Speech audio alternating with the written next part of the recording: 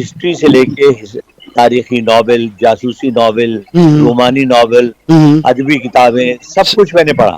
اس صحیح. سے میری ووکیبلری اتنی بڑھ گئی جی. کہ مجھے اگر آپ یہ کہیں کہ حسن جلیل صاحب آپ اس وقت جو ہے اس پروگرام پہ 1 گھنٹہ بولتے رہیں اچھا. تو میں 1 گھنٹہ بول سکتا ہوں نان اسٹاپ. کیا اچھا، بات. ہسٹری سے یاد آیا کہ آپ کو شاہی قلعہ کیسا لگتا ہے لاہور کا؟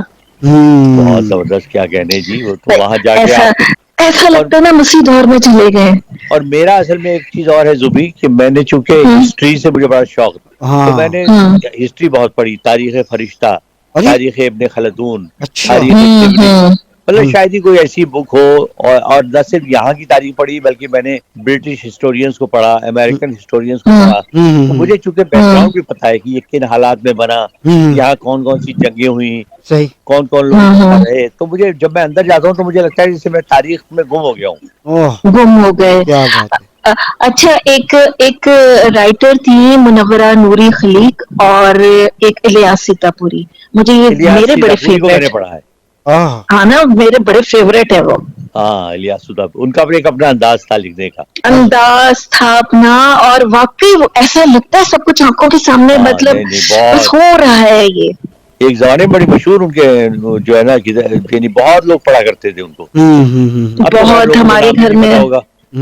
ہاں اچھا، ایک چنگیز خان کی بہت زبردست انہوں نے لکھی تھی، اور مطلب ہے میرے پاس ابھی بھی ہیں ان کے بہت سارے جو ہاں میں نہیں، اس زمانے اکثر میں اصل میں پڑھتی ہوں. دیکھیے ہر چیز کا معیار ہی اچھا تھا.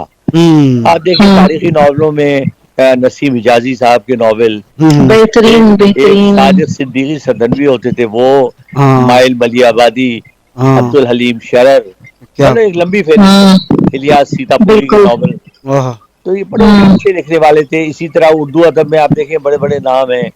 اچھا، جاسوسی ناولوں میں ابن صفی کا آپ نے نام سنا ہوگا. ہاں کیا کیا بات کہنے ہیں ہے، مجھے کیا. یاد ہے کہ ہاں، عمران سیریز اور عمران سیریز، فرزانہ، جی ہاں، اور جاسوسی دنیا. عمران. جی ہاں، تو اس کا لوگ مجھے اچھی طرح یاد ہے انتظار کیا کرتے تھے بے چینی سے ہاں. کہ مہینہ ختم ہو نیا ناول آئے. صحیح بات. واقعی صحیح بات. واقعی جس کو چسکا ہو نا، بہت برا چسکا ہے یہ. صحیح بات. دیکھیے میں چونکہ آپ کا پروگرام ظاہر ہے نوجوان بھی سنتے ہیں، میں ایک ضرور تلقین کرنا چاہوں گا جی جی. کہ جو نوجوان نسل ہے کہ صحیح. وہ وقت نکال کے کتابیں پڑھنے کی عادت ضرور ڈالیں. دیکھیے انٹرنیٹ پہ ٹھیک ہے آپ کو معلومات مل جاتی ہیں، لیکن کتابوں سے جو کچھ آپ حاصل کرتے ہیں وہ انٹرنیٹ سے نہیں ہو پاتا. صحیح بات. کتابیں ضرور پڑھیں، یہ آپ کے ساری زندگی کام آئے گا. صحیح بات. آپ نہ بولنے میں کسی سے مار کھائیں گے، نہ انٹرویو میں کبھی آپ فیل ہوں گے، صحیح. نہ کبھی کسی امتحان میں آپ ناکام ہوں گے، صحیح. اور آپ محسوس کریں گے کہ آپ بہت ہی کانفیڈنٹ پر اعتماد شخص بن گئے. واہ کیا بات. زبردست. بہت ہی اعلیٰ. بہت ہی اعلیٰ. اچھا حسن بھائی، اب ذرا تھوڑا سا آپ کا شعبہ ہی کرکٹ بھی رہا ہے، اب تمام شعبوں پہ کام کیا آپ نے. کرکٹ جی کے شعبے کے اندر ذرا تھوڑی سی بات کر لیں آج کہ کون سا پلیئر بڑا گراؤنڈ پہ بھی تفریح، مذاق، انجوائے، میدان میں یا ہارنے کے بعد یا جیتنے کے بعد، ایک ہوتا ہے نا خاص پلیئر ہوتا ہے جو بہت زیادہ لوگوں میں بہت پسند کیا جاتا ہے کہ یار اس کے ساتھ تفریح کرنے میں بڑا مزہ آتا ہے، انجوائے کرنے میں مزہ آتا ہے. کون سا پلیئر تھا؟ دیکھیے پاکستان میں تو ایک پلیئر کو میں سنگل آؤٹ کروں گا. اچھا. میرا خیال ہے یعنی شخصیت کے اعتبار سے وہ ہیں جاوید میاں. جاوید اچھا. میاں جب نوجوان تھے انتہائی شرارتی، انتہائی فتنہ سنج، اور ان کے بارے میں آپ کو ایک چھوٹی سی بات بتاؤں کہ جی. ایئن بوتھم نے ان کے بارے میں ایک لنچ ہو رہا تھا تو مجھے بھی بلا لیا گیا. تو ایئن بوتھم اتفاق سے میری برابر والی سیٹ پہ بیٹھے ہوئے تھے، اچھا. انگلینڈ کے بڑے مشہور آل راؤنڈر. جی جی بالکل.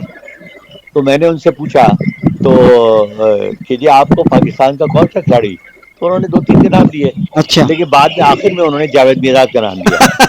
کہنے لگے جاوید میرداد ہے، ہاں. لیکن انگریزی میں انہوں نے کہا اس کا ترجمہ ہوگا کہ بڑا خبیث ہے. اچھا.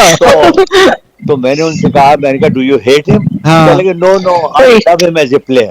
اچھا. کہنے لگے اس کی بات یہ ہے کہ اس کے سامنے کھیلنا بڑا مشکل ہے کیونکہ اس کی زبان بند نہیں ہوتی. اچھا. وہ جب بیٹنگ کر رہا ہوگا تو وہ فیلڈروں پہ ٹاؤنٹ کرتا رہے گا، اچھا. جب وہ فیلڈر ہوگا تو وہ بیٹسمینوں کو تنگ کرتا رہے گا. تو اچھا. کہنے لگے اس کے سامنے کھیلنا بڑا مشکل ہے، وہ چاہے گا کہ غصہ دلا کے ایسی پوزیشن میں لے جاؤں کہ بندہ آؤٹ ہو جائے. اچھا. اچھا، تو جاوید یہ بھی میرداد بڑی نفسیاتی مزدار طور چیز پہ. ہے. ہاں ہاں اور ٹیکنیکلی میں ایک چھوٹا ٹیکنیکلی سا میں ہاں. آپ کو لطیفہ سناؤں گا جو انڈیا میں بڑا مشہور ہے آج بھی. ہاں یاد ہے. لطیفہ یہ ہے ہاں کہ ہاں جاوید میرداد بیٹنگ کر رہے تھے بنگلور میں.